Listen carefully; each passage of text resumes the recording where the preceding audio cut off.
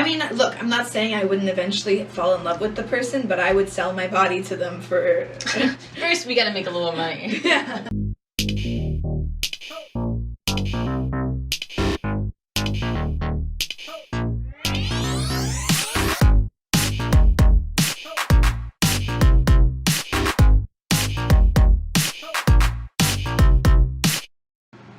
Hey everybody, welcome back to Don't Read Into It. I'm Becca and this is Larissa, and this week we're talking about a show that I feel like I was really late to the game with watching, but everyone I know is obsessed with when it came out back in March. The Last of Us. The Last of Us to watch The Last of Us. Yeah. This show is based off what I can only assume is a kind of boring video game that's mostly just exploring a post-apocalyptic world and killing a bunch of kind of zombies. Starring the man who is everywhere, Daddy Pedro Pascal and Bella Ramsey, as well as a bunch of guest stars that you'll probably recognize. Don't forget to follow, like, and subscribe, and all the rest. All our info will be findable below, so sit back, relax, and join us as we don't read into The Last of Us. I was so good at that. That's so good. Right. I feel like it's topical that we're doing this one today because of the forest fires coming on at the time. Oh, yeah. We're recording this. Feels very apocalyptic outside. The world outside is so bleak and gloomy. Yeah, the streets are full of ash and toxic air. And I don't think it's true in Toronto as much, because I think they said the health risk is only like a 3 or a 4 there, but it was like up to like an 11 here. Like, you're not allowed to, very high health risk in Kingston. Yeah, to go outside. Here. I was so jealous of Toronto. It was not nearly as bad. I think New York too has it really bad. Yeah, anyways. Oh yeah, New York has it, I think. I was looking up, like, where my cottage is doesn't have it at all, which was really nice to know. Just picks and chooses. I haven't been able to go outside at work for, like, days. It's wherever the spores are growing. Yeah. This is the beginning of the end for us, really. The ash era. We turn into zombies. Watch shows like The Last of Us. I'm like, thank God that I don't live in this universe, because it looks awful. Yeah. I like the memes where it's like, oh, like, people in the zombie apocalypse, how do they have such a will to live? Yeah, I would be like, probably like, accept death immediately. I'd be like, alright, well, the second like one of my loved ones dies, I'm like, calling it in. It's like, alright, all is lost. As soon as like I can't like live like comfortably in my life, I'll probably as it is now or better, I'm fucking out of here. Yeah, in honor of The Last of Us, I'm drinking a Jack Daniel's Tennessee whiskey drink, which I feel like is something that a gruff zombie hunter would drink minus the cola that I put in it. Yeah, the fact that it's a cooler. Well, okay, I'm not a zombie hunter. I am a little girl. Yeah, I feel like it's like what like Ellie would drink if she was trying to impress Joel. Yeah. It's her first drink. It's what I drink when I'm trying to impress those country boys. Oh, glad. No, just kidding. But it feels very American. I got a bang ring. Because I do. Yeah, because of all the bang, bang, bang. You got it. Yeah, bang, bang, baby. Can we go back to what I said in the intro? Like, is this video game interest? I feel like when I was watching the show, it's like a lot of like slow walking around and filler and like build up and stuff, and I'm just curious if like the video game, like I've heard that it's really close to the video game, so I guess I'm just curious. Yeah. Is it fun to play? Like, I haven't played the game. I watched like a couple YouTubers talk about it. It's a pretty popular game for sure. Well, I mean, it was made into a TV and show. I think so like one of the main complaints though I think is that the show has less action than like it's like a slow pace like prestige whatever. Yeah. Which like takes, I think in the game there's a lot more like people were saying like like Joel and Ellie are just walking, they'll stumble upon demons or zombies like a lot more. Like, yeah, okay. Just like jump out, like one off kind of like things. That's what I thought in the show too, was like, for like a show that's supposed to be a game that I would have assumed was just like killing. Yeah. It's got surprisingly little of them just like attacking, like random zombies like jumping out and like hitting them, you know what I mean? Yeah, it's very like lead up to like the big climax at the end of the episode one. It starts off slow and it leads up to the big climax. And the pacing's kind of interesting. But it's like, I think it's like a pretty good adaptation of Luke says more shooty in the show. Or in the game, more talkie in the show. Oh, yeah. Yeah, That I would makes like more sense shooty in the show. Even though I don't even really like violence that much in, like, TV and movies, but, like, it just kind of felt like I was watching and I was like, and people play this? Like, like, if, yeah. Like, yeah, you just, like, choose dialogue. It's like playing The Sims. Like you're just like, what do they do? Flirt with the zombies. See what happens. Stoic. Yeah. But no, it is interesting, like, talking about that, and, like, what was interesting to me is, like, The Last of Us kind of is coming at the, like, I guess maybe it's going to start, like, a resurgence of them, but, like, there was a time where, like, the zombie apocalypse genre was, like, very, very popular, and those times were in the 2010s with, like, The Walking Dead, then there's in the 2000s with, like, Dawn of the Dead, like, those kinds of, like, slasher films, and then in the 60s and 80s, so it kind of comes and goes, I guess. Yeah. And I think especially, like, for zombie apocalypse genre, like, with global warming, I think it's, like, really closely associated, and it has a lot to do with, like, well, you see, like, in the first, like, intro part of, like, the, what would you call it, like, the prologue of the series, where it's, like, takes place in the Cuban Missile Crisis, and they're talking about how... Oh, is that what's happening? I think it is in the Cuban Missile, but they're talking about zombies. Oh, cool. The first episode was an hour and a half, which is insane. Like, we all know I have problems with long episodes. That was crazy, but also was kind of boring, so I wasn't really paying attention to what was going on in the prologue. No, that's fair. Like, it wasn't, like... It was just, like, a bit of exposition about, like, what kinds of zombies are. So you're saying, like, they're kind of like zombies, so... Oh, so they do explain why they are the way they are. So typically, I think there's, like, usually, like, 3 different kind of zombies, and there's, like, the magic-y ones that are, like, resurrected through, like, maybe, like, those would be the kinds you see in, like, Buffy the Vampire Slayer. There's the ones you see in, like, The Walking Dead, where it's, I believe...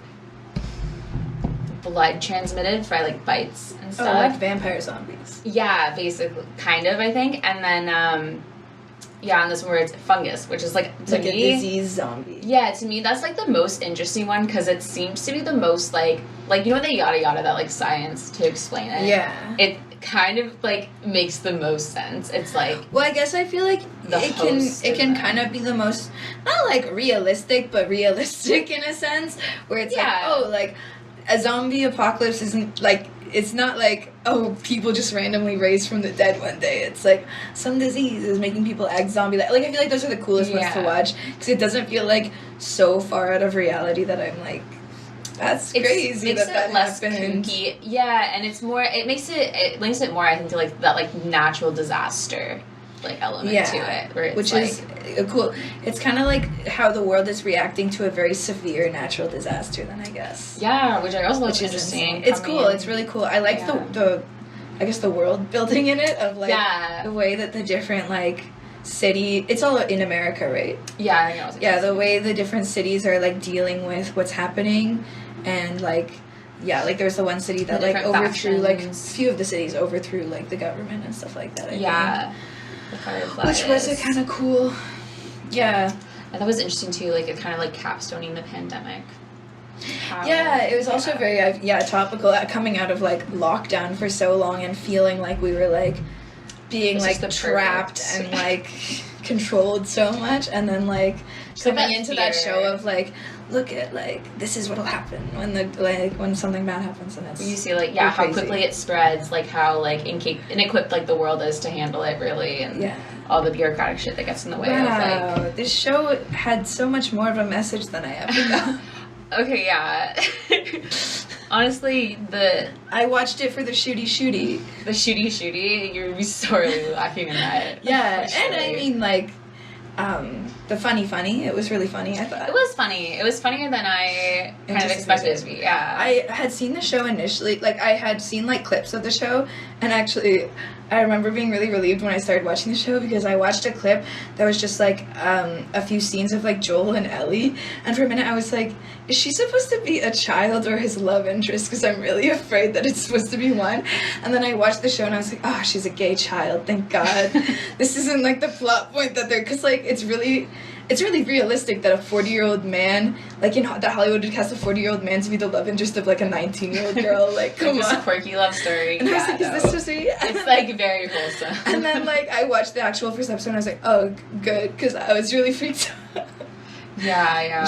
She's just, they took it out of it completely. Even if she grows older, she can't be into him. She likes ladies. For sure. No, I think also, like, I guess, like, this is our second adaptation we're reviewing, because I guess we did Bridgerton. Which is an adaptation of a book.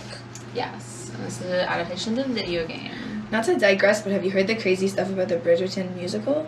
No, what's the Bridgerton Oh, you know musical? the unofficial Bridgerton musical? Sorry, this is, like, not on topic with this. Yeah, but, like the TikTok thing?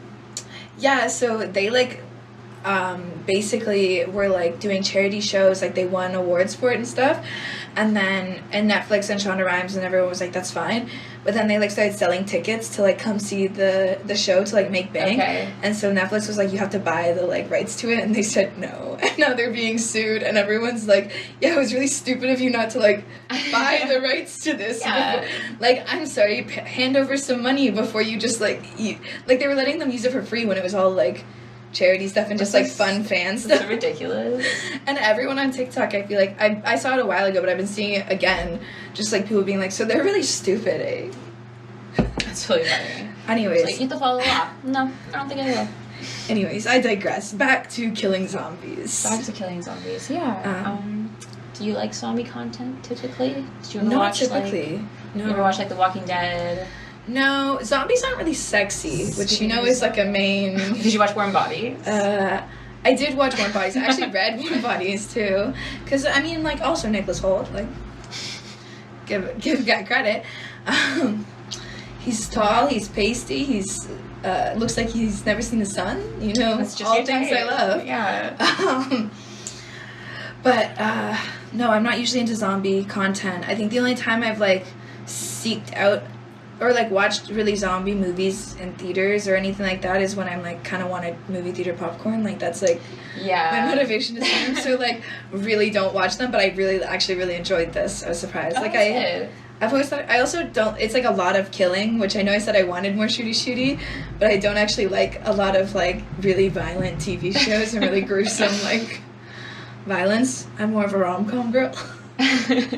So the quipping is good, but like the severe violence. But I think like I liked the killing when they did it. I thought like I thought if I'm gonna watch a zombie show, I was kind of expecting more jump scare zombies. Yeah. Whereas I saw every zombie scene like coming. Like it wasn't like I was like, oh my god.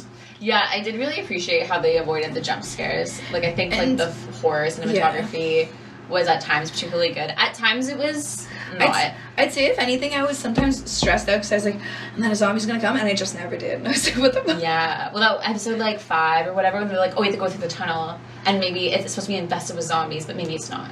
Yeah. And or like you're expecting the zombies, I think and they just never come. I think this was like the last episode where they're like about to get to the place, and she like climbed up the ladder to go wherever. Yeah. I was expecting him to like be attacked by a zombie and have to like jump up really quickly because like they were playing that eerie music and everything felt weird. Yeah, like the hotel. And like and she screamed or whatever, and then it's literally just they found animals. How beautiful. Yeah, they do a lot of like fake out jump. Like they kind of. But I guess like. I mean, this is kind of like the zombie apocalypse, like, trope or whatever, like, the genre. I like that they, like, didn't stick to, like, the horror thriller aspect of it completely. Like, they kind of made it their own, which I felt like they did with a lot of the tropes. Like, if I saw a trope in it, I was like, oh, this is a trope. It doesn't feel like it, though. Like, it doesn't feel like they're, like, going ham on this trope. Because another one that I kind of felt that with was like, I don't know how to describe it. The hot guy, single dad, not your actual child, but is taking care of it kind of trope. It's like, I didn't feel like they were going ham on like obviously their duo was the main duo of the show, but like I didn't feel like they were going like crazy on like, look, he's such a good single dad. They're kind of like, he's kind of like crazy. And he's taking care, he has to take care of his kid.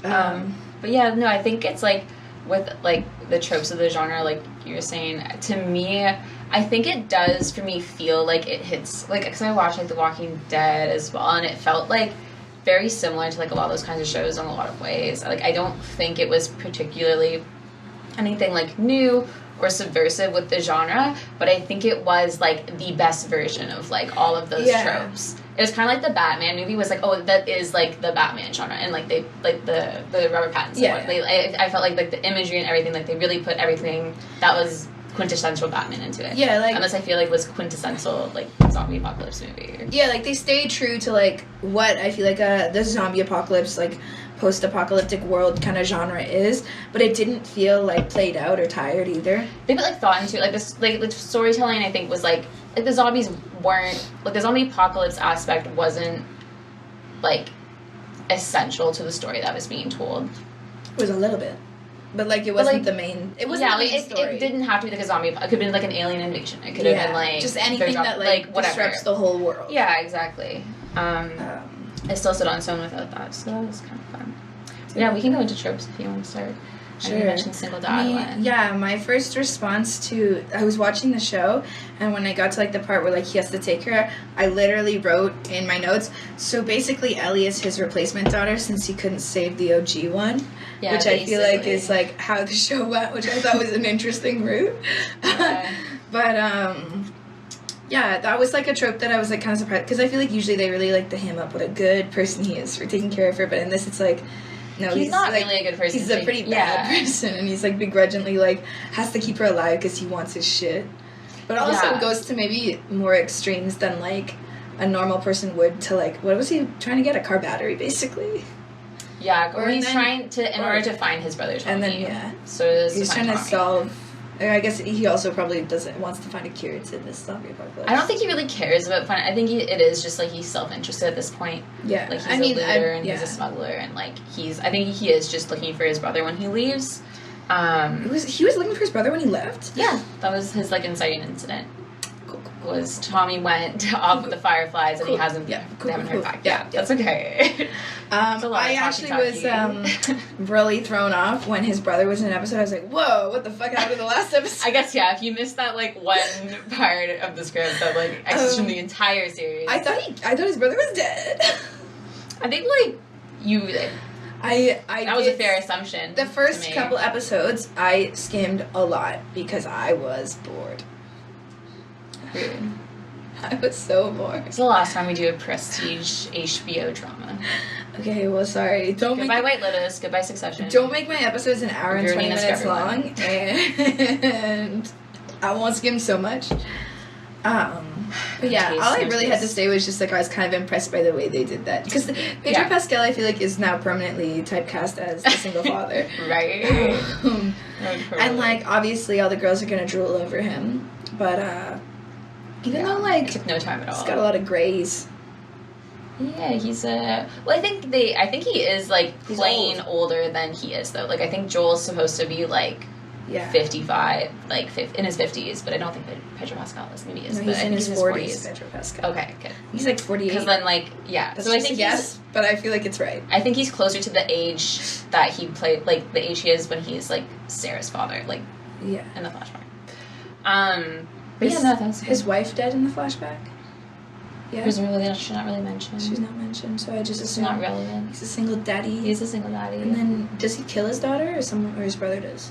Who killed his daughter? So during like the onset of the zombie invasion of the outbreak or whatever, she got infected. The government was quarantining zones. Oh, they killed him. But instead of like, they would take you to like a quarantine zone, but they would just shoot you back in the head because you're probably exposed to the virus. Right, that's what happened. So he was trying to escape. For some reason, I thought she got infected and she might have been infected. I think they kind of hint that she's not, because in the morning she is saying like she wants to make pancakes for breakfast, but they don't have pancake mix, so she makes like vice versa. Yeah. And later they revealed that like it was probably transmitted through like processed flours or something. So anyone that bought flour that day and used it, or like bread. Or, like, yeah, it shows how much I was paying attention to the show. That was like the interesting part for me. It was like how I knew that I did see like the stuff where it was like the government was just like killing people, like not actually taking them to quarantine sites. I just for some reason had the memory of like one of them killed her because she was like infected or something. Yeah, it was basically like she was just. But I thought it was one of them, and I thought that's why like. I thought that he just blames himself because he couldn't save, because I think he went to like shoot the man that was going to shoot his daughter and like missed or something. Like, yeah. But yeah, so I guess like yeah, so, like, he's typecast as the father, which leads me to my second trope of the precious cargo trope. Yeah. Of, like, so, like, there's a secret weapon to use against the evil forces, and you have to deliver it to the person, and then the reveal of the secret weapon is a child, or is a person. It's a child! The MacGuffin is so, like, that kind of trope. It's a baby. And I think this one, I really expected Ellie to be annoying the first time she was introduced. So did I. I was like, oh, I have that no. in my trip was sort of kid-adult adventure duo, and I had the same thought as, I feel like it's nice that Ellie's not, like, an annoying piece of shit. Yeah. Which, like, I feel like happens a lot when, like, the kid is sort of, like, the, like, one who's like, me, why are we doing this? I don't want to do that, blah, blah, blah, and is really selfish and kind of annoying and, like, is kind of just there to, like, further the, like, adults' plot points or, like, serve a little bit of comic relief, but she's actually, like... Is it better? Kind of an interesting character. Yeah, no, Bella Ramsey does such a good job in this role. I fell in love with her by the end of this. I'm obsessed She's so amazing. She's so talented. Oh my god, she did amazing. Have you seen... I watched the show I feel like I pushed through the first few episodes that I didn't like because I thought she was really entertaining. Yeah. Which is probably why I skimmed a lot of the first stuff about Joel and his daughter because I didn't give a shit about her. His daughter was whatever. Glad she died. I wanted Ellie in the picture. No, I liked her a lot. Yeah, I feel like that's either get Bella Ramsey or get a puppet that can't speak. And your precious cargo trips are resolved. Yeah, but yeah, that is, like, I don't know. Like, I was kind of like, I didn't mind it all being about, like, how special she was, because I was like, yeah, she is special. And more than just the fact that she survived this bite, she's cool as hell. And I think, like, the way, like, she does end up being special as well, like, the way they reveal how, like, the cure comes from her works for me. It's not so much, like, I feel like it either had to be, like, oh, she's just, like, random. It's not like she's just immune and there's nothing to it. It was, like, kind of there was some sort of an explanation to it. Which I think, I guess, would have been okay. But, yeah, it makes it more like she's special, because, like, what a random incident.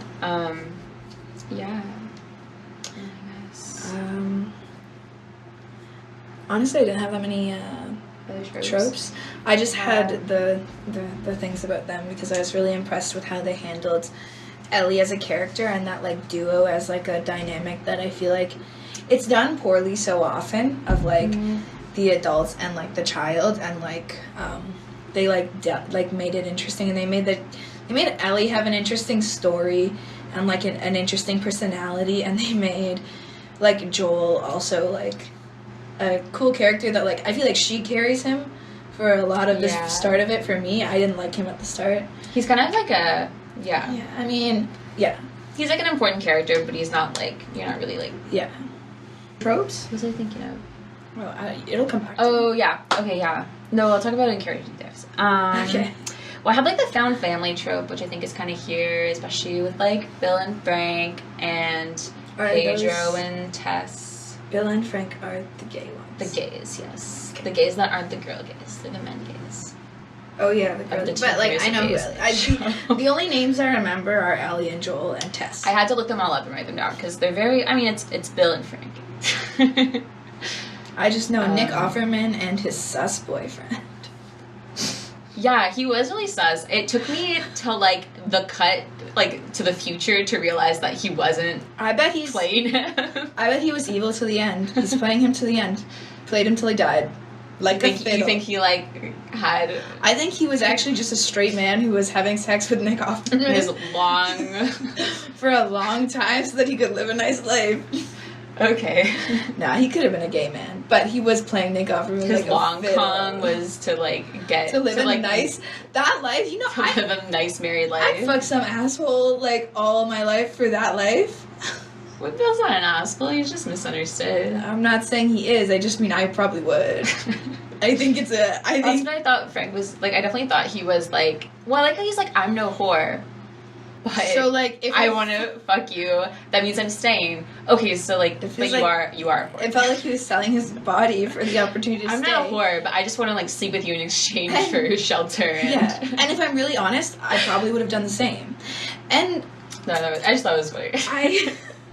I still don't trust him. That's fair. Sorry, not sorry. We'll never know. We'll see if he comes back in season 2. When they're dead. The grand villain reveal. with Frank. I hope so. I hope they revive him as a zombie, and in his zombie state, he is somehow comprehensive enough to say, "I never loved the government." That's so weird. Sorry, what's his name? Bill?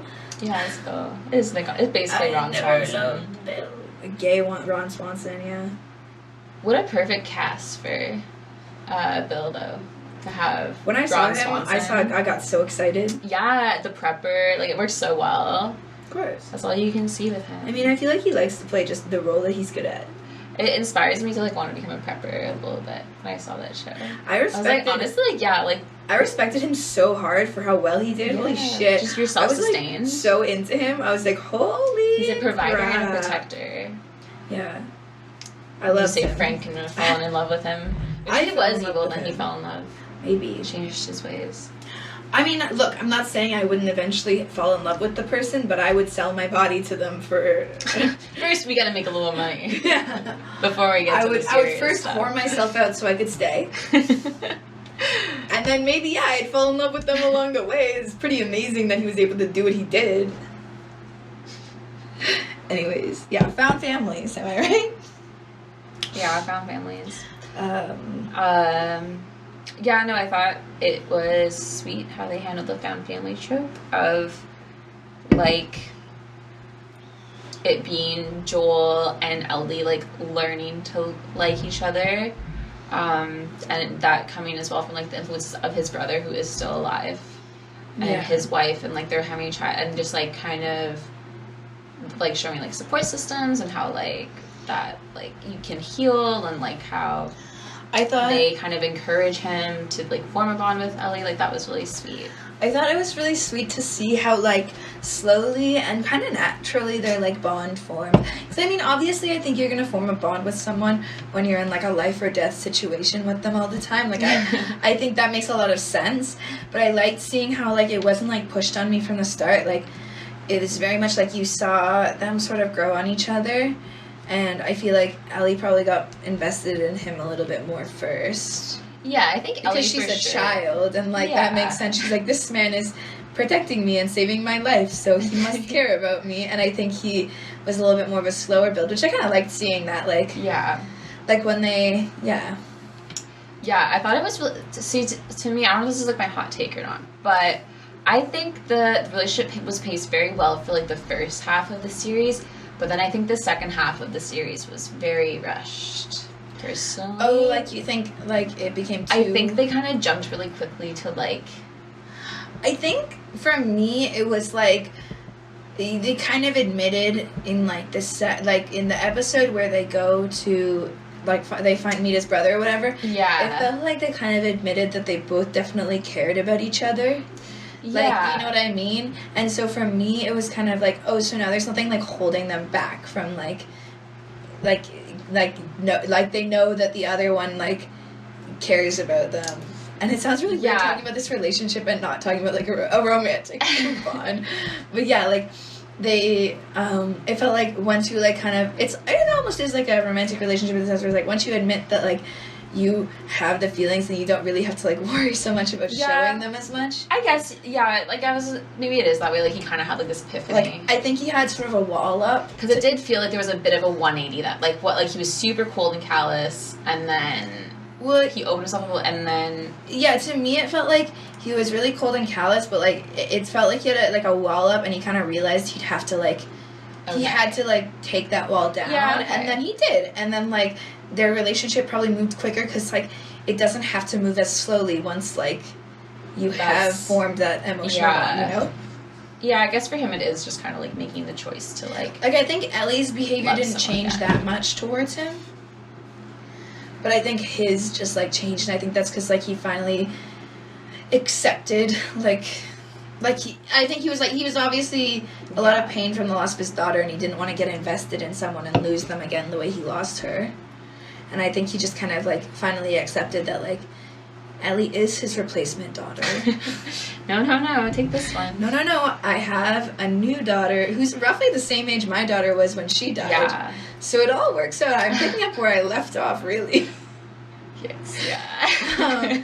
Which is what it felt like to me. But I could see how you think it was rushed. Just, like, I think for me there was an instance of, like, the dialogue being a bit corny at times. Yeah. Well, I mean, we all know, like, I wasn't listening to the dialogue that much. Sometimes, like, I thought Joel, turned on dad mode a little bit too hard. I don't know. I think, like, if I could point out scenes, just, like, certain moments would, like, irk me a bit. I was like, oh, a little too soon. Or, like, oh, a little too cheesy. Like what? Well, I don't know. I thought you said you had scenes to point out. That's what I wish I could, if I went back and Oh, I see. Sorry, I thought you were saying if I could point out scenes, and I was like, oh, okay, yeah, you're allowed to. You can. I literally had no evidence. I thought you were trying to, like... to support my claims. You just shot him later. I thought you were trying to, like, I had nothing, okay? I had nothing. No, I remember thinking this at one point, and I totally get that. I totally get the vibe. I think, I remember also thinking at one point that he was being, like, really, like, into her, like, as his new daughter or whatever, and then thinking, well, I guess they just went through a lot of trauma, so I maybe understand why he's in dad mode a little bit more now than he was. Like, in the, like, last couple episodes, which are my favorite episodes of the series, after they escaped the religious cult. Oh, so cool. That's why I was about to ask what your favorite episode was. That was my favorite episode. I think it was, like... It's the best episode. It's the second last episode, and it's amazing. Actually, so good. It's the best episode of the series. It shows... To me, that's, like, the episode that, like, made me think their bond was really, like, sweet and, like, fully developed and, like, nice, and, like, they had, like, made it. But I think in the episode after that, he was in dad mode a little bit because he's worried about her, because she's, like, literally traumatized by, like, all the murders she had to do to escape this man who was torturing her. Well, I think it kind of, like, it brought her down to kind of, like, Joel's level. Like, Joel was, like, the jaded, like, cynical, like, death on his hands one. Yeah. And Ellie was, like, the optimistic, light of your life kind of girl. And then now she experienced his world a little bit. And she brought him to experience her world a little bit. Yeah, he had to bring the levity to the situation. It was so sad. It was so... Did it... I have a question for at the end of the episode, when the crazy religious man was, like, pinning her down. Was he... Yes. He was saying creepy stuff. Was he about to rape her? Yeah. Okay, cool. For sure. I think so. I couldn't tell if he was saying, like, he's like, oh, it won't hurt or whatever, because he was going to kill her fast, or if he was saying that because he was about to rape her, because she killed him pretty quickly after that. Like, she did get on top of him pretty quickly, and that's fair. I didn't want to see anything more. He kind of was, like, inviting her to, like, be, like, I think he said, like, stand by my side, like, kind of, like, be my wife vibes. Okay, that's what I got anyways. Since she's 14, I just assumed he was asking her to be his mentor, or his mentee, sorry. Because my mind... Maybe that's how they call it in the cult. But the wife thing makes more sense. That's what I kind of... Because, like, I think, creepy. To be fair, he was framing it as, be my mentee, because he probably didn't think she'd go for be my wife. Yeah, like I didn't pick up on it until, like, after, like, I But then when that. he, like, it seemed like he was gonna do that to her. I was like, okay, so is that... In the game... So I think in the game, I was, like, watching a review of it, but, he, like, the cult, like, so it's in the show, the cult doesn't know, like, the people don't know if they're eating human meat. Yeah, I didn't realize. But in the game, they are all, like, aware of it. Like, they're all, like, just a cannibalistic group of people. And, also, but in the game, there isn't any, like, he's not, like, a pedophile rapist. But, like, I thought that was kind of a cooler way to do it. Personally. Yeah, I think it added, like, just so much. It added a level of, like, intensity to his character. It just kept, like, escalating, because I think he is a character that kept escalating, because, like, he was just an ordinary guy. It was like, at first, it was like, oh, I'm just trying to, like, do what's best for my community, and it's like, I mean, and it slowly just, like, straight it's like, well, he's eating people, okay, but, like, you know, it's, like, starvation, like, maybe it's not that, like, he kind of has his reasons, and then he starts hurting Ellie, like, and then Ellie's like, okay, no. Yeah, he like, sort of frames it as, like, he wants to save this girl, and then it's like, no, you don't, though, like... No, I thought it was, like, I'm not, like, and he, like, was like, I'm gonna torture you, and, like... He's like, I'm gonna enjoy it. Yeah. But, that was such a good episode. Like, after I watched that episode, I was like, I have to watch the next one, and I was like, only one more! I know, it'll keep me, like, eager for season 2, which I'm sure will come out. Yeah, I think it was renewed, so... Hopefully. Yeah, no, it was. It was renewed for season 2. Oh, yeah. Hopefully it's good and they don't fuck it up. Yeah, I guess, yeah, we could talk about, character deep dives. I talked a little bit about how I felt about Ellie and Joel's relationship. I would say one of my favorite characters, who I think was, like, kind of underrated, was Tess. Okay. It's probably the part you skipped through, so you thought the whole beginning part was boring. No, I just thought, okay, it's not that I didn't like Tess, but I found Tess and Joel's relationship terrible because they had no chemistry. I love the relationship. I also thought that anytime I was reminded that Tess existed and was his ex-girlfriend, I was angry because I was like, chemistry. How many times do you remind?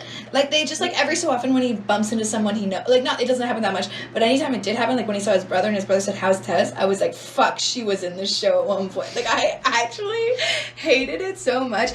Like, to me, their relationship, when I didn't know they were dating until, like, someone said they weren't dating, I don't think. They had, I think they're supposed to have a romantic relationship.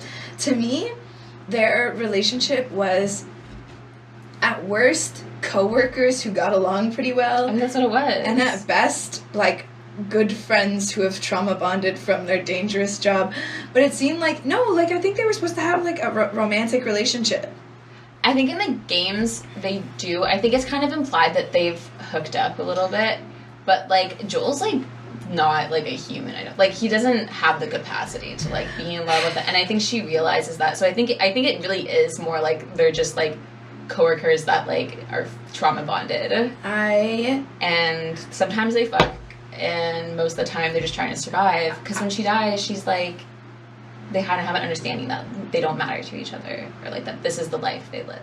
Yeah, I think they have an understanding that this is the life they live. I guess, like, to me, I felt like some romantic sort of, like, thing was supposed to be pushed on me about them, and I hated it, because I didn't dislike Tess, to be clear. Tess was a character I did not no, mind. it's okay. I disliked that that's how I felt like they were treating it, and I was like, no, they're coworkers who get along, who kind of like each other, and, like, there's nothing romantic there. Like, I thought initially, are they, like, siblings? And I was like, no, they're not siblings. I guess they're just, like, kind of friends. They're just kind of trauma bonded.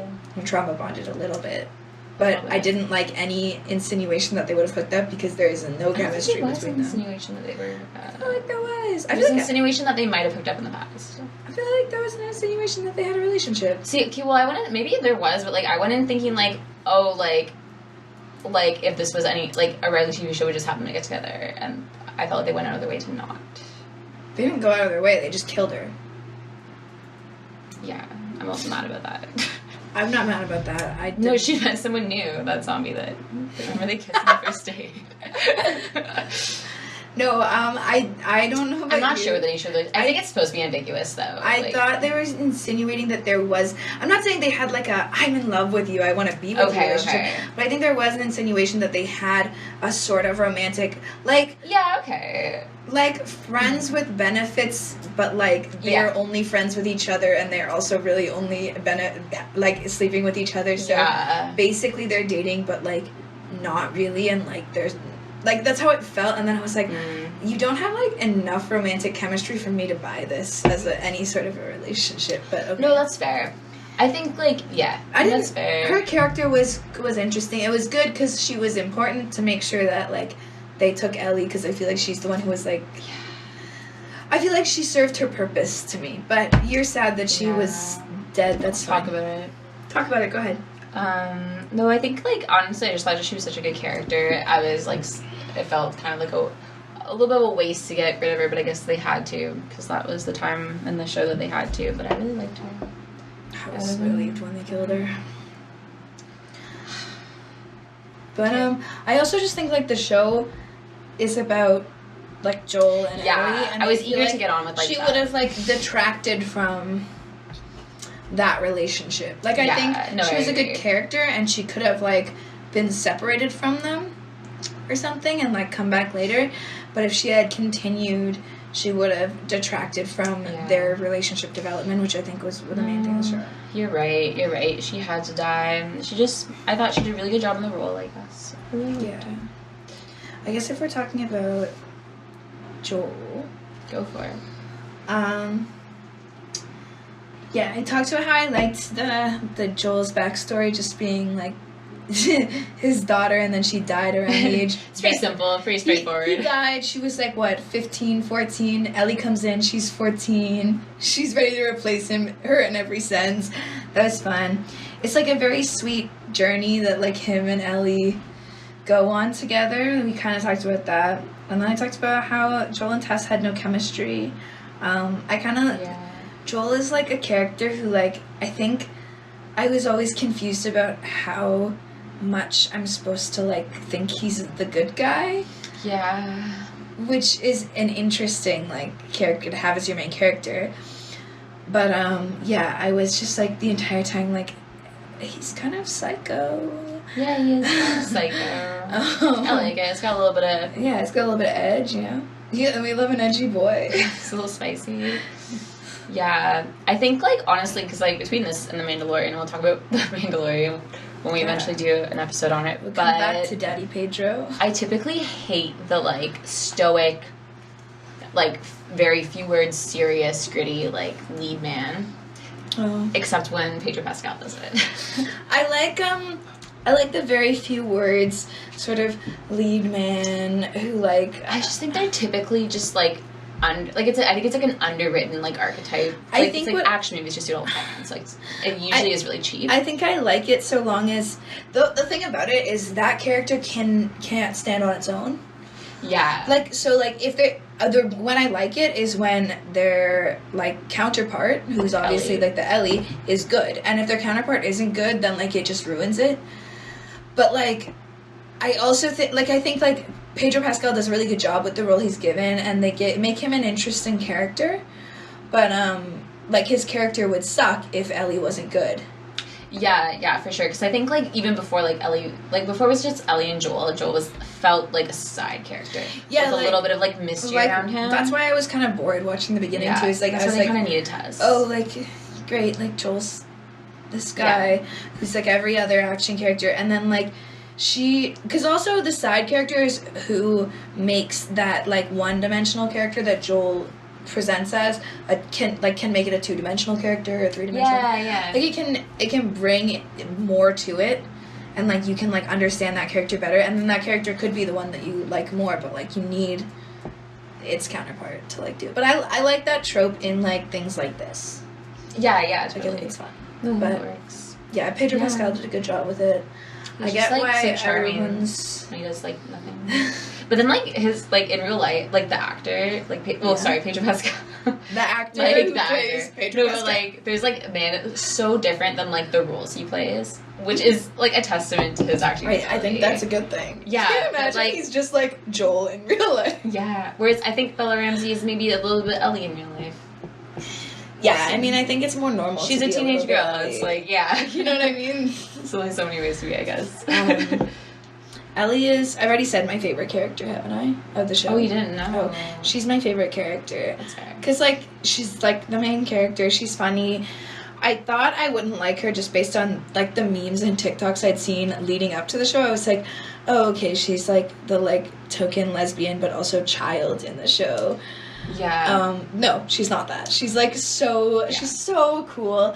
She's like a very like tough and like loyal character who's also like, you know, got the funny jokes. Yeah, she's like a little puns. Gen Z, like it's cute. I respect her a lot. She's not a pussy either.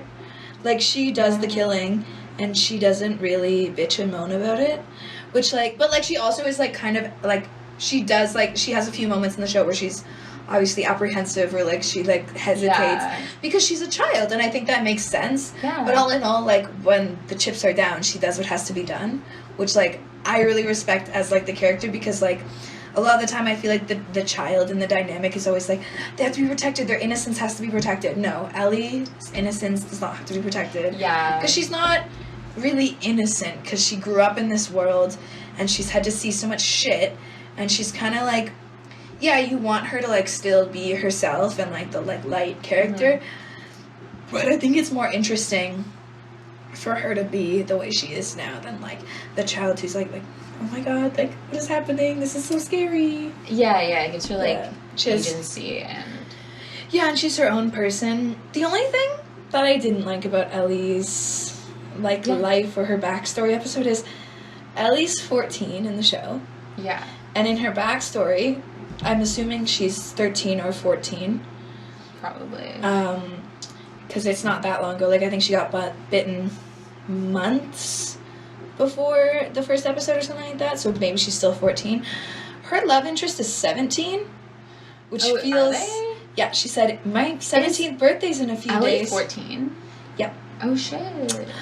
Well, I guess she's 6. I'm pretty sure she's 14. And her love interest said, it's my 17th birthday in a few days. Like, because she was explaining, like, how she got her, like, placement or whatever in the Fedra, whatever thingies. And that was bad. And, like, okay, fine. Her love interest or her crush is 17. That would make sense to me if it was, like, Ellie really looks up to her and is really, like, into her and it's more of, like, a mentor / she has a crush on her thing.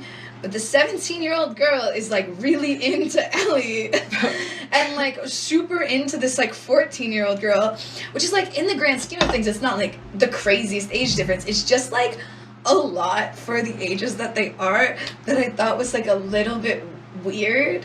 Like, why didn't they just add a year to Ellie or lower a year for her love interest? I mean, she's, like, her birthday's soon. She's, like, 16 going on. It's, like, but Ellie at that point would have been, like, late 13, fresh 14 kind of vibes. Maybe? Yeah, like, I think they're 3 years apart. Just to me, that was kind of weird to me. Like, why did they... Like, why couldn't you I'm my surprised 16th birthday is in a few days and I get my placement? That's like, okay, 2 years I think is... It's a little weird, but it's fine. But, like, 3 years in, like, high school is, like, basically the beginning or the end. Into 2 years. Yeah, I don't know. But, yeah, I thought that was a little weird. It seems... I thought her love interest, Riley, I think is her name. Oh, cool. Ellie's love interest is what I called her. Ellie's girlfriend. I thought that was I liked their, like, dynamic of, like, I really liked their conversation about, like, she's joining Fedra, and then she's, like, or no, Fedra is the government, I think, and the Fireflies is the Resistance, so I think she's joining the Resistance. Riley's joined the Fireflies. That's Riley joined the Fireflies, and then they're, like, debating, like, if Fedra or Fireflies are, like, the good people. I guess, basically what I got from that is, because the Fireflies believed in Riley, she joined the Fireflies and thinks they're the good people, and Ellie's kind of like, okay, well, if Fedra says that I can be, like... something important, then that's kind of where she stands with, like, not, like, believing in them, but, like, just, like, thinking maybe they're not all that bad. Because, like, I feel like kind of what I gathered from that is it's, like, whatever organization makes you feel like you could be important to it, you kind of have a little bit more... Yeah, I mean, basically, I thought it was to me, it came as, like, very Gen Z, like, conversation about how they're, like, well, like... you're listening to the Fedra propaganda. It's like, well, you're listening to the Firefly propaganda. Yeah. So it's like they're both the same. I liked how they're both corrupt. That's what I meant. It's like they're both kind of similar, but, so like, it doesn't really one believes in one of them and one believes in the other one, so they kind of, like, have differing perspectives. Although I think Ellie is kind of more. She doesn't really have an alliance with either. To it, yeah. Which I think is, like, Joel's stance too. Like, that's why he's, like, keeps to himself and, like, doesn't affiliate with either of those. Well, and what was it? What was I gonna say?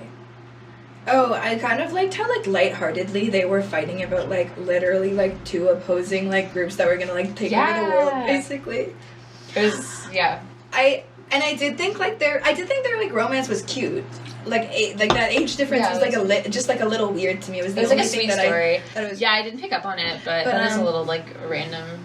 Which that was random, because that was around the point that I was actually paying attention fully to the episode. You missed, like, the entire exposition. You're like, wait a second. Yeah. And I did skim that episode a little bit because Joel wasn't in it, and or he was in it but not really, and that made me sad. Because he had grown on me a lot by that point. Like, if the first episode was just Ellie's background, I would have been really into it. But, because I didn't care that much about Joel. But, by that point, I actually did care about him. And I was invested in their relationship. Yeah, and I did think their, like, ending scene where they, like, kiss and, like, they're like, let's go crazy and, like, become zombies together was kind of cute and romantic, and kind of the way that, like, a lot of zombie things or, like, movies like this kind of end, which I thought was, like, a fun way to that. But then, like, they turn it on his head a little bit because it's like, oh, but Ellie survived and had to... I assume kill her? She killed her, right? Yeah, I kind of like how they cut away from it, too. Because at that point, I'm kind of like, okay, it's kind of emotionally exhausting to just watch, like, loved characters die. Like, it's a lot. No, so I'm fine that they cut away from it. I thought it was that's the end. a good way to show Ellie's next. backstory, but like they didn't do too much, and like Mm-hmm. yeah, I thought it was interesting, and it kind of shows that she's always been like a very like tough sort of. I'm a little bit angry person, I'd say. Yeah, totally. I think it was good, and I think because she's, I like that. Like that's just her backstory, and it's because I find sometimes like shows me like when they give. If there's a child as a main character and they start like explaining like any like mystery to their backstory, it starts getting a little too long, and it's like, okay, but this is still like a child. Like, yeah, so when they were like 5, she's 14. Like this is her backstory. It's not she like had that like one long. thing happen to her. She's a kid, and like we've seen a lot of. I mean, I feel like you see a lot of her backstory in she grew up the with show girls. because you're growing up in like with her in the show, kind of like she's 14, so she's gonna have a lot more. I do think relevant. like pieces that were missing for me was like I don't really understand what like the Fedra school system is, because sometimes they'd be like walking around and she like knows certain things but doesn't know other things, so it's like what like kind of curriculum is that? Like, was this explained? Yeah, I don't understand the Fedra school systems at all, but I have a question. Was this explained? So Ellie was born from her mother, right? Yeah. And like her mom died obviously because she zombie. Oh, also fun fact, Ellie's mom is Ellie in the video games. Oh, that's crazy. Eh? Anyways, back to my thing. She was born, and so her mom was a firefly, right?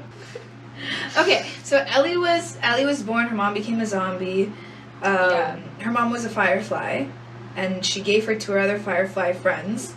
How did Ellie get into like she said, give her to someone who will take care of her? Did her Fedra friends or did the firefly lady just like drop her off at an orphanage and say, here, live?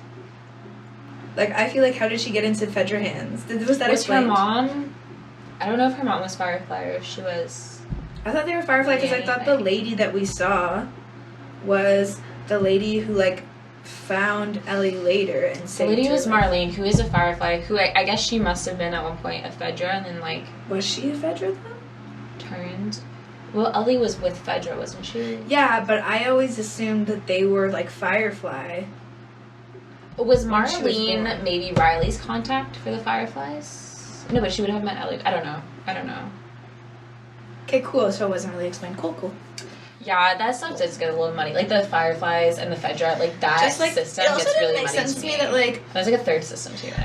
I don't know if I would have just like did she just grew up on her own, or like was Marlene around? She seemed to recognize. I think she grew up in basically like a school, like with other there's probably a bunch of orphan children. Yeah, so it's just a weird way of like essentially an orphanage, I guess. They seem to portray this like quite close knit group of people, and one of them died after she had her daughter. Like, I thought it was strange that they just dropped her off somewhere. I don't know if they ever like alluded to like Ellie's mom being like associated with anything. Okay. She might have just been like a friend. I thought she was one of the firefly people.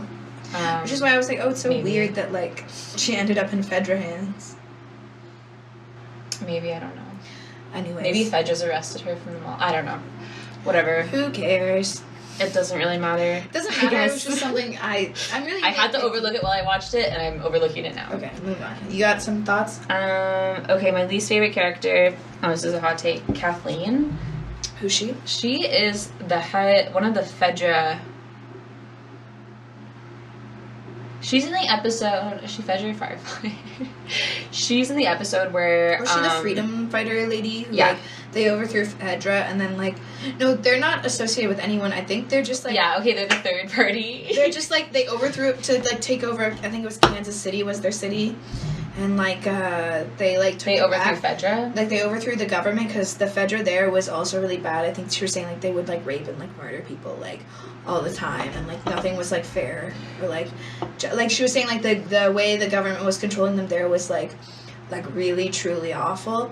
Whereas like I think because the world to me seemed pretty disjointed. Like it seemed like whatever city you were in, like that government that's running the city is like very just like up to their discretion how they're running it. Yeah. And it sounded like in that city it's like if they had total control and they were like doing really awful things, whereas like in other cities people were unhappy with Fedra, but it wasn't necessarily like they were doing things that were as bad. It's just like people were unhappy the way they're unhappy with the government. Okay, right. Yeah, you're right. Because then it was her brother was like the leader before her. Yeah, and he was I think more like a pacifist. Like he didn't like want to like like he believed in like forgiveness and stuff because she did that whole Yeah. speech about it, and she was just like out for blood. I thought she was terribly cast. I thought she was just annoying. I kind of thought it was a funny cast because like It was kind of funny. Like it was kind of funny to watch her be like this like she can't pull it off that kind of character if she was trying to be like an angry vengeance seeking woman. She was giving like she's a very side like character from like iCarly. That was the vibe I was getting from her. To me, she's like someone who would be cast as like the mom in like a teen drama or something, and she like looks like she's from like Minnesota. No offense to anyone from Minnesota. Like she looks like a small. But she just looks like. She looks like a small town mom. Not and, like, a I feel like she could play that character, and I thought it was really funny to watch her be like this, like like it kind of was like it reminded me of. Actually, it's reminding me of this like Katie Holmes movie where like she's kind of like an insane person, but like she just presents herself as like a sweet like girl who she's like an works, Umbridge kind of character. Yeah, like Umbridge. She's kind of like that, except for that like I don't think she can pull off the vindictive thing. Yeah, I don't know. I kind of want to blame on the actor. I just don't think like. Yeah, it was giving what it was supposed to give. Yeah, but I did think she was the worst, just like in general as a character, because she was just kind of evil. Like she was one of those characters that just kind of felt like you're purely evil and you know that and you don't really care, which I guess is fun because I'm not like gonna see any sort of redemption in you, but like it's also kind of like a lazy right. Yeah. Like as a character, it's like, yeah, it's I like, know. One of her motivations are fuck you. Like, yeah, I don't her know. motivations are kill everyone who did this, like, who I think killed her brother or something like that. Killed everyone who was involved. Killed the government. Kill Henry. Kill his brother. His like kill child his, like, brother. Kill his like 11-year-old brother. Leukemia-ridden, mute, deaf brother. That's like 5 years old. Yeah, so that was crazy. So that's good. Yeah. I think like that's where her character kind of like falls off for me. It's like you have, I guess like she's just like a soulless kind of killer. That's like the vibe of her character, and it was boring to watch an episode about her because there's nothing complicated or interesting about her character. She just wants revenge. Yeah. And that's it. And she's like, and she does her whole speech at the end where she's like, I know my brother would want me to forgive you. He'd want me to blah, blah. It's like, but I'm not gonna. I'm gonna murder you. And I'm like, yeah, I fucking know because you're a psychopath. It's also like, I don't care about you or your brother. Yeah. Like, she didn't need a motivation at that point. Just make her like, oh, she's hunting down these like fugitive children. Like, I don't know. Yeah. Like, she's like, I guess like I was fine with that being the motivation. It's just that her doing that little speech at the end, I was like, yeah, so you get that what you're doing is fucked up, and I don't think you'll ever find any satisfaction. Good thing you die 2 seconds later. Or it would have been maybe more impactful if it was like we didn't see her the entire. We just heard the story from like Henry and Sam's point of view, and then when you do meet her, and she doesn't seem quite like the evil-facing grizzled warrior you think she'd be. She's more just like a sister. I would say that it's kind of interesting how like you don't see. Because you don't really see Henry and Sam for a lot of the episode, like the first little bit of the episode, like it's all about her and her backstory, and I kind of found that interesting because then when they're revealed, like who he is, I'm like, he's a kid. Oh yeah, true. Like, because I sort of see it, and like, I see like because she doesn't talk about Sam, she just talks about Henry, but I see Henry for like kind of the first time as like knowing who he is, and I'm like, he looks like he's like 18 years old, like he's a kid. Yeah. Like he maybe did something bad, but he's a kid who was trying to do his best for like his kid brother who is also taken care of. Like that's like what a waste of tax dollars and resources to just be like chasing after this one like teenager. Yeah. Maybe get back to fixing your city. But yeah, I think that was an important episode because like it was really like I don't know if it was just multifaceted or if it was confusing, but like the way I think like that was the episode that was most supposed to lend itself to like your understanding of what goes down in the finale with Joel's choice that he makes to save Ellie. Whereas so like you can kind of read it from like Henry like sacrificing the greater good to save Sam, even though an individual life is like interesting. I didn't notice how that paralleled because I wasn't like, fully paying attention. Yeah, but and then it's also I skimmed a lot of that episode. It was it's. I feel like you don't know at the time, but it's like something you can look back on. But like, and then I guess with Kathleen, but then it's like the same kind of thing. Is like with Kathleen, it's like, oh, she's, like, choosing, like, revenge over, like, just, like, leading the resistance to, like, a better future. Like, she's choosing, like, violence and death, which is also kind of what Joel chooses at the end, is choose to, like, fight for Ellie and, like, take the lives of the entire hospital. Yeah. But we can move on to the finale if you want to segue into it. Do you have any other characters that you want to talk about? No, I'd say tied with Kathleen for my least favorite is Nick Offerman's sus boyfriend, but, like... Not only was he sus, he was also annoying. He was just, like, nothing but, like, enjoyable and charming. He was so He was annoying. a little sus the first bit. He was so annoying, and he's so sus, and I hate him. Like, I don't get it. Maybe it's some internalized homophobia coming out. Even if he was the last man on Earth, you would enjoy his company. He was such a little bitch. Like, oh my god. He's just so bossy. Maybe he reminds me of me. He's kind of bossy. He just wanted nice things in life. Shit. Okay, I don't like myself. I just wanted to go shopping and paint. There's only one Becca in this world, and Frank can't be it. Sorry. No, I really hated him. Like, I don't know why. He rubbed me the wrong way from the start, and I never got over it. Did you like him in White Lotus? Who was he in White Lotus? The hotel manager. No, I hated him in that too. Maybe I don't like this actor. The hotel manager was annoying in that show. We'll do an episode about White Lotus sometime. We don't need to talk about it now. Yeah, sure, let's segue into finales. Yeah. So what did you make of Joel's decision? Okay, my first note that I wrote as writing it was kind of depresso ending. Because obviously Ellie, who's my favorite character, must die. Like, that's gotta happen. You think she should have just ended? Like, not like I understand she lived, but like kind of depresso because like you watch it and are like, so either my favorite character lives or the whole fake world that they're in kind of dies. That's kind of like what Joel had to decide too. That's so depresso. So that's how I felt. Yeah, it was a real Sophie's choice. Call it Joel's choice. I really liked the murder montage that Joel did. Yeah, that was really good. And you know, I said earlier I don't like violence that much. I skipped a lot of the action scenes because I found them a bit boring, a bit tedious. That murder montage was so good. Like, I really was enjoying it. I felt like there was a point behind it, too. Like, he was like, I have to get to Ellie. I have to save her. I was like, I feel you, boy. And then I just see, like, the bodies, like, racking up. I kind of liked as well. I kind of like as well that, like, maybe they didn't, like, they're just kind of hospital. But I like that he just, like, didn't fucking care. He didn't care. Yeah, he's just, like... The one girl is like, I won't tell anyone. Like, I'll keep your secret. And he's like, pop in the head. Like, you're dead. You're my friend, and you're dead. What was crazy to me is that I guess the hospital, like, the workers underestimated, because of Joel's reputation, that, like, he would be attached to this child in any way. But the fact that they, like, that he woke up from the synesthesia, that's what it is, right? Anesthesia. The fact that he woke up from his anesthesia before the operation with Ellie had even begun or was completed was, like, kind of insane to me. So just keep I don't think they put him under anesthesia, to be fair. I think, like... Did they not? I think he woke up from being hit on the head. Like, he got knocked out. Oh, I thought it was To me, what was surprising was, that they told him. Like, they told him. Yeah, they told him. And they were just like, okay, anyways, wander through the hall.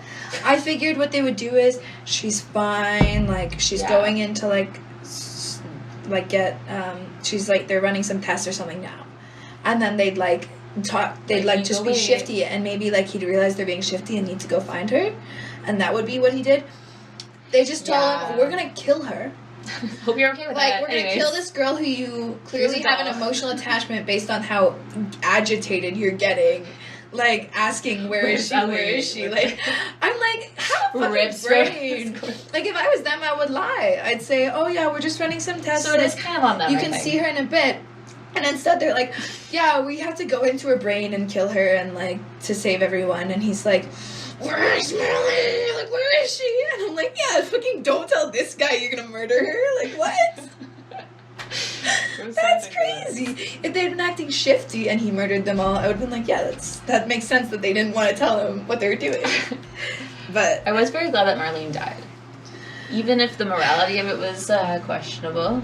I didn't She was shit. kind of fucking annoying. She I was just didn't such a really downer all the remember her as a time. character. Was she at the start? She was literally the one that everyone was annoyed with the entire time. Like, Joel was like, ugh, Marlene. Because she keeps convincing she people to do? join the Fireflies. To be fair, it sounds like they did find a cure in the end. So I guess... They did find a cure in the end? Well, like, Ellie. Yeah, Ellie, yeah. So that they weren't just doing nothing, I guess. But... yeah, it was interesting. I liked the finale. It was my second favorite episode. Okay, my second favorite episode was the pilot. I hated the pilot. The plane crash? Oh, yeah, that happened. I don't know. I didn't care. Someone was iconic. No, pilot was bad for me. The first, I would say, 2 to 4 episodes. I liked episode 5, So 6, you like 7, the and 8. back half of The Last of Us. The last 4 episodes are the ones that I enjoy. Okay. And the first 2 to 4, I was muscling through for this podcast. Wow. Well, what was the episode? Actually, I can't remember any of them anymore. I watched them 2 days ago. And it's gone. I think it's a very slow-paced show, to be fair. There isn't, like, a lot, really, that happens. I would say the finale for me, really, if I hadn't figured it out, by the time the finale came, it really shed a light on what a psychopath Joel is. Yeah. Like... He's a very not okay person. Like, I didn't realize it so much going through... Like, I realized he was not okay. Yeah. He's kind of like that, but I was like, he does what he has to do. And in the last episode, the amount of people he killed and the amount of people he killed that he didn't really have to kill, that sort of shed a light on, like, how fucked up he is. I thought it was kind of like a interesting way of doing, like, like, you know, you're trying to balance and, like, start, like, the show and the tell. And I feel like up until then, they're kind of, like, telling a lot, like, oh, like, he had, like, these days where he was just, like, a psycho murderer. And now he's kind of, like, older and, like, settled a bit. And then they kind of would, like, allude to, like, how bloodthirsty he can be and, like, how, like, vicious he can be and how, like, scary he is. And then they don't really reveal that till the last... You don't really see the weight of it till the last episode. Oh, also, kind of a heartbreaking scene for me. But you're right. They did a really good job of, like, telling and then, like, showing us in the finale, like, see, we told you so. Like, yeah. Because, like, you kind of don't believe him. You're like, oh yeah, he's so I cute. guess. But, like, he's kind of seems like he just does what he has to, but it's like, no, he's crazy. But, what was I saying? Oh, the last scene, it was kind of heartbreaking for me when he tells Ellie, like, he lies to her, obviously, in the car. And then she says, like, were you lying to me about, like, what happened? And he says, no. And it was just kind of heartbreaking to me because I was like, oh, like, she's like, I'll believe you, whatever you say. And I'm like, oh, it's so sad that, like, you just have to, like, tell her, like, she's just, like, living this life of, like, I know she, like, you can't believe that, like, they just left because everything was fine. Like, that's not... Yeah. It was just a really sad, like, step back in their relationship. Like, I understand why he did it. I don't think he could have done it any other way. It was a sad step back in their relationship that upset me. Yeah, you realize how, like, it's gonna be, like, a strained relationship going forward. And, like... I feel like the trust of their relationship is kind of broken because up until that point they were able to be pretty honest with each other. Yeah, and, like, she kind of looks at him, too. Like, I wonder if she did... Like, I think she knows he's... Yeah, I think she knows he's lying. Well, also, like... Like, I think that's why she said that, is she's like, I'll believe what you say, like, but, like... So Ellie is, like, brought to the operating room and then, like, wakes up, like, in the truck and, like, her, like, that's why she's nightgown. suspicious. I think that's why she's suspicious of it, and I think... What happened? Oh, nothing. I think it's very telling of what their season 2 relationship will be, because it'll be, like, I don't think she can really trust him. Yeah. Because she knows that he's lying. I Like, think she knows that. And I think that's what's heartbreaking to me, is, like, that dynamic that they had is going to be gone for season 2. I think, though, yeah, for sure. But I think it's important. I think, like, the second Joel made the choice to, like, go through the... Like, he couldn't not lie to her at the end of, like... No, I didn't think so. I didn't think he could tell her the truth. I just thought it was a heartbreaking scene. Yeah, it was. Because it was kind of like a... It was he chose... What did they say? That he chose their own happily ever after. Yeah. Instead of the world's happily ever and after. I think I almost expected it to be like they had an understanding that she knew that he did something. Yeah.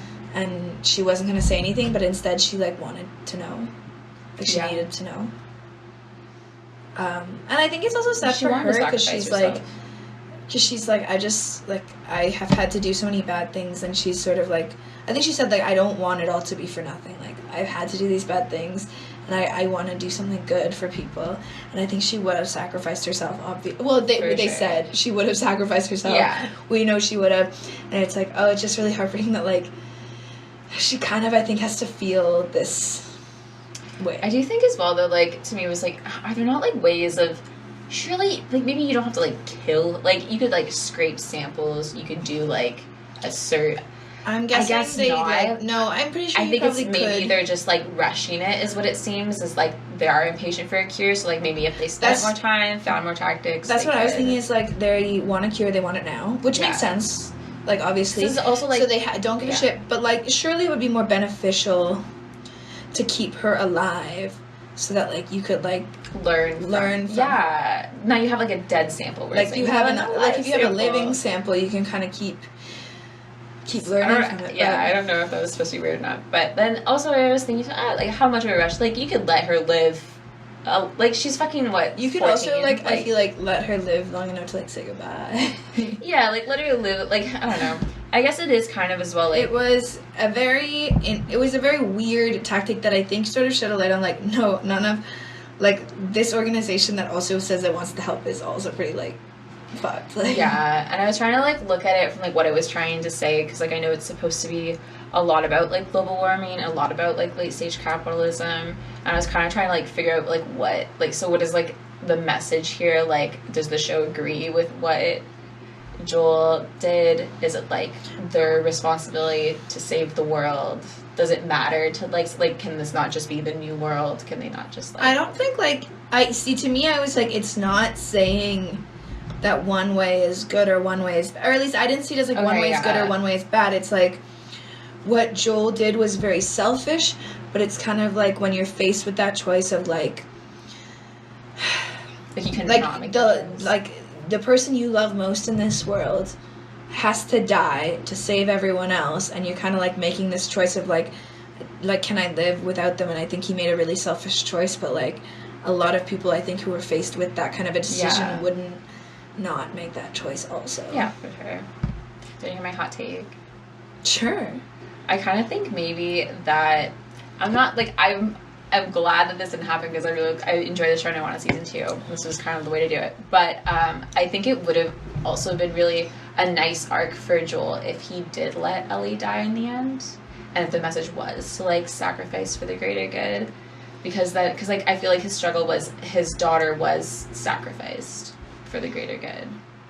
I mean, his struggle, like, his wishes. His daughter was, like, sacrificed for no reason at all, and he couldn't protect her. But, like, I guess it was no reason at all, but, like, I think I guess it was a little ambiguous. I think to him, he felt like, from what you explained to me, he felt like his daughter died for no reason. Yes. And he couldn't do anything to stop it, and now he's seeing this sort of parallel of, like, he has the ability to save his new daughter.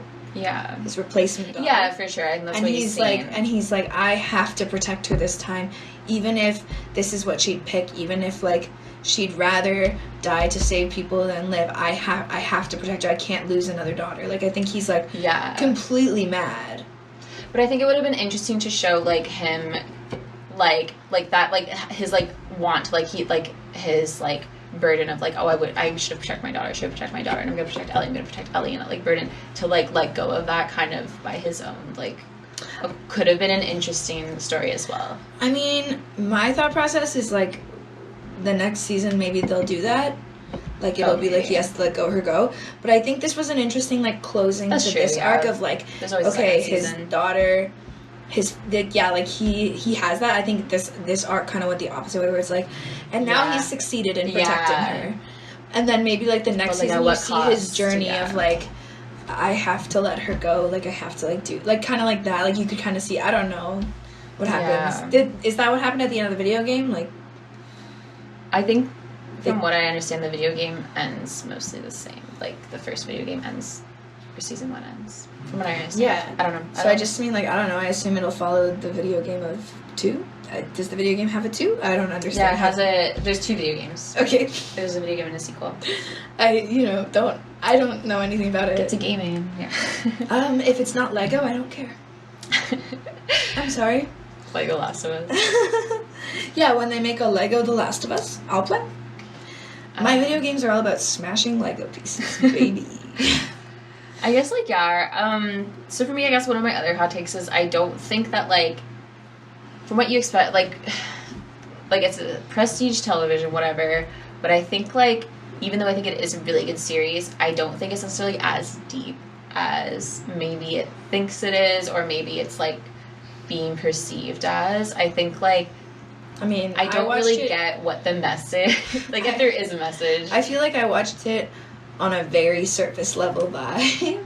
Yeah. So, like, I think it can be as deep or as shallow as you make it, which a lot of shows I feel like can kind of be that way. But yeah. I do think, I wrote this down, I believe.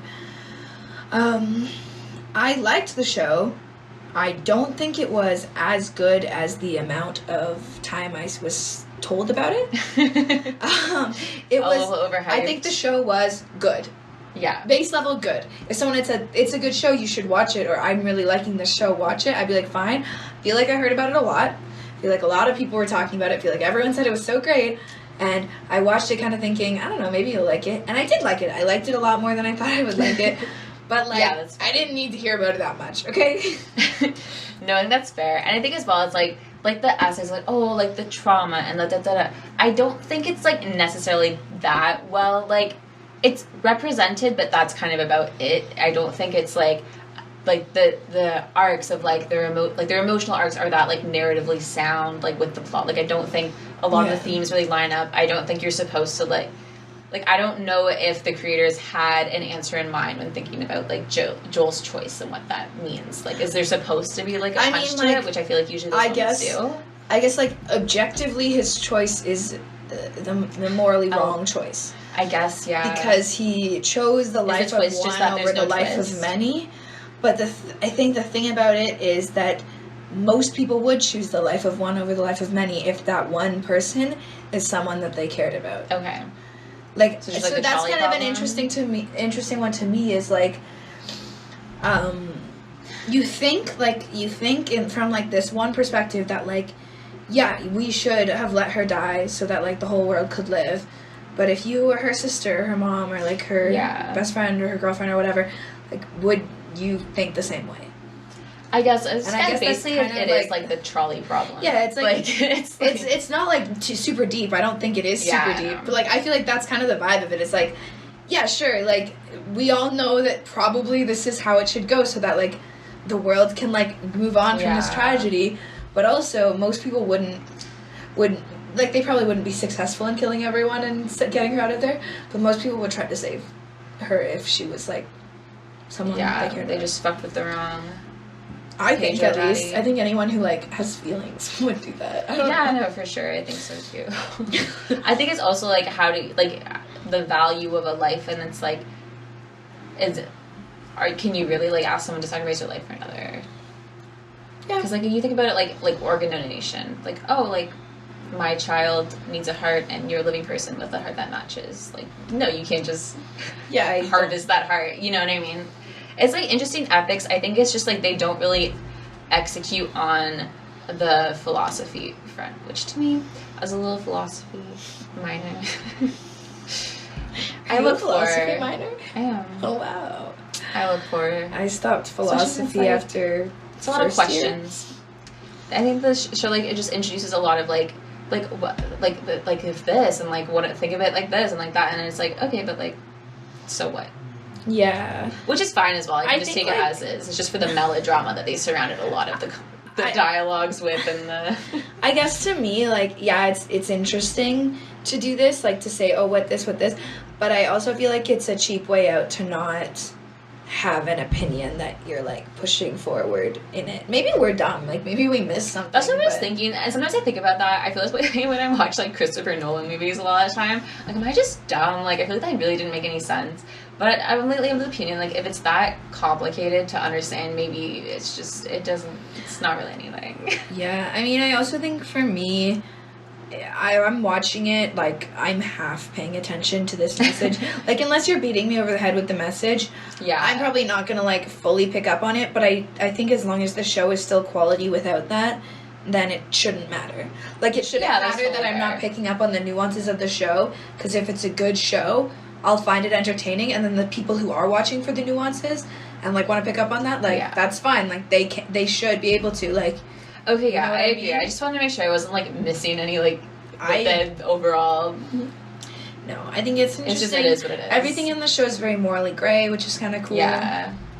I guess that's just what it is. Day in the life of a zombie apocalypse survivor. I had a hot take that, I don't know if this is a hot take. Pedro Pascal's hotter in The Mandalorian and not as hot in this show.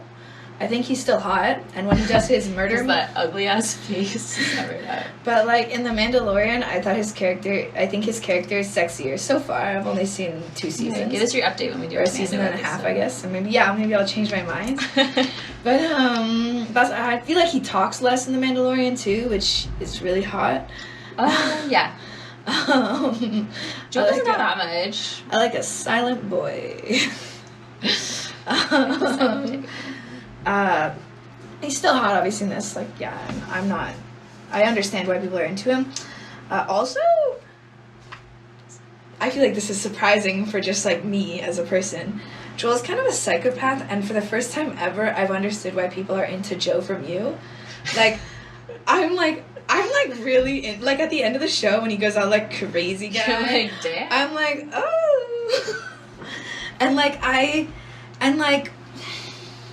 I've never understood why people have been so attracted to, like, psychopath or, like, murderer characters or, like, people before.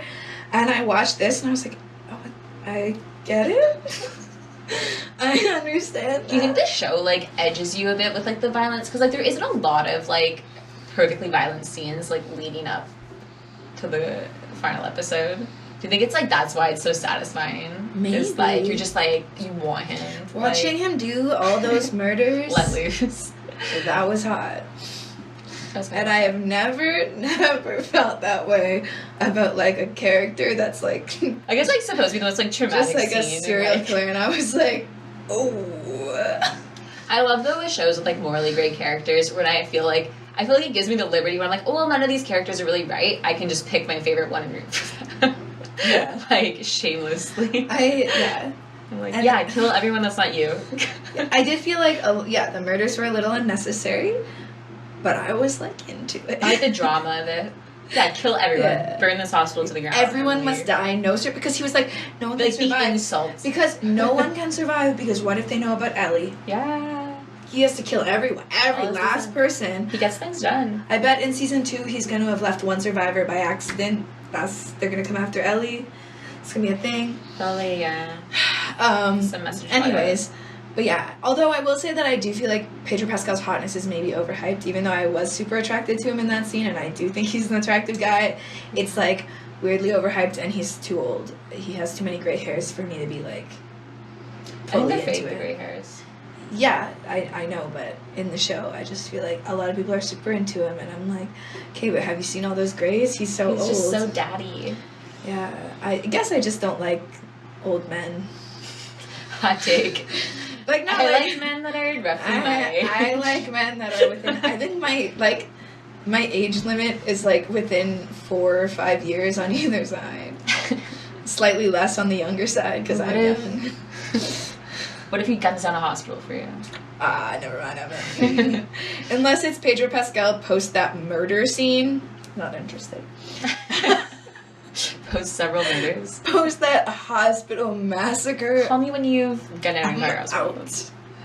Yeah. Call me when you love me enough to murder every single person who works in a hospital just to save me. What are those memes that, like, I take, like, it's like the parents, like, I take my little girl to fancy restaurants so that, like or whatever, it's like, the dad, it's like, I gunned down an entire hospital for my daughter so that the next, I guess, girl she dates won't impress her. Oh, that's beautiful. Yeah. Maybe that's the message of the story. I mean, love.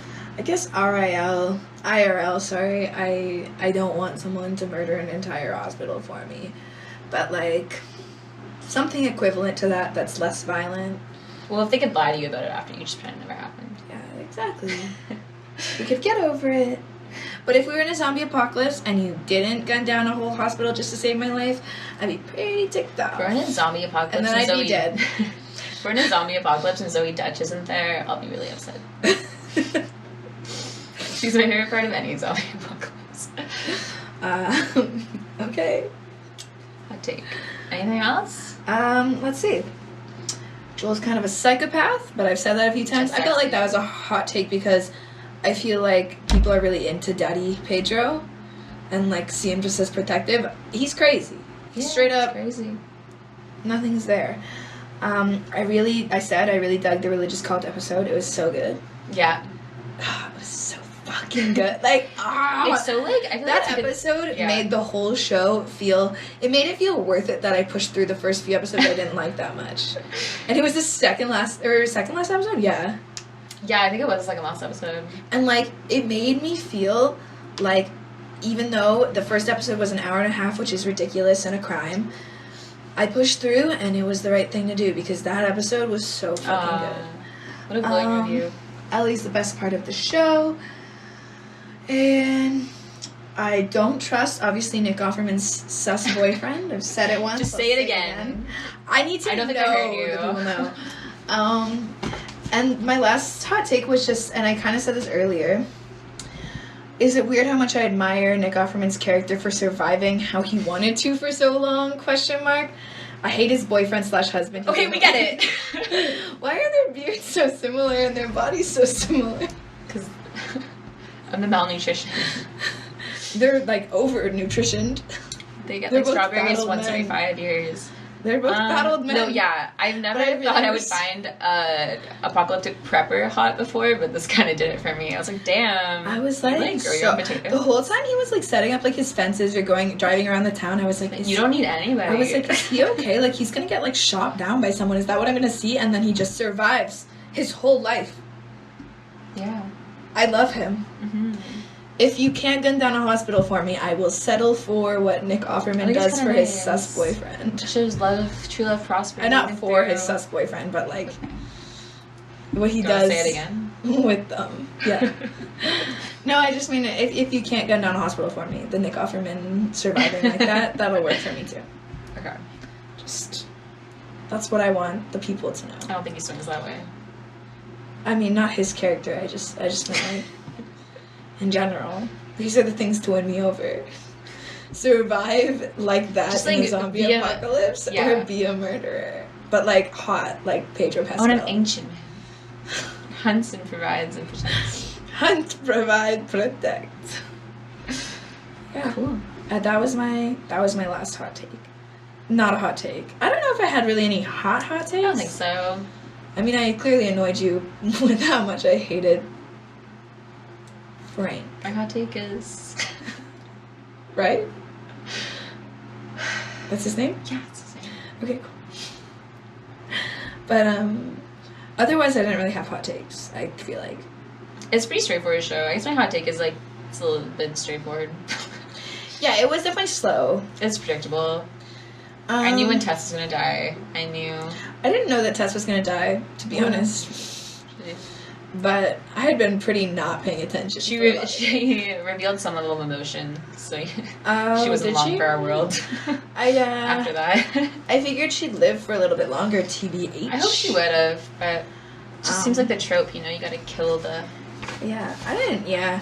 Ultimately, I don't think any of my hot takes were that hot, and I feel like if they were, then we were watching different shows. Bitches. Lukewarm takes. Yeah. It's okay. We can't all be winners. Yeah, look, it was a show about the zombie apocalypse. Yeah, I mean, it's a show about the zombie apocalypse. There's not a lot to it. But other people, I feel like, would think... It's a zombie apocalypse show. There are a lot. Like, if you ever watch if you don't like zombie shows, or like, if you want to just, like, experience the zombie genre, just watch the show, I think. Yeah, and if you're like me, push through until the second half of the season, because it's good.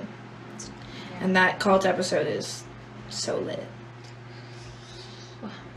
The way they both kill so many people to get back to each other. That's love. That's love, baby. That's pure friendship right there. I don't even think I'd kill that many people to get back to you. You could try. I just let them kill me. Right away. I'd be like, it's fine. We'll both die. We'll be in heaven together. We'll be in hell together. It's like, nah, I give up. Yeah. I guess I wouldn't want you to die, but that'd be pretty If they killed me. You wouldn't have that much effort. I'd be like, oh no, don't. Oh no. Oh, I'm so glad. So glad I can count on you. Alright, should I go to the outro? Yeah, take us away. Alright, well, thanks so much for tuning into this episode of Don't Read Into It. We love The Last of Us and are looking forward to season 2. Maybe we'll record a sequel episode when it comes out. Possibly, if it does. If you like our content, or if you just enjoy listening to our lyrical voices or watching our cherub faces, don't forget to follow us at Don't Read Into It Pod, participate in our content, and subscribe to our YouTube, Apple Podcasts, or wherever you're listening now for more sizzling hot content. New episodes are out every Monday, most of the time.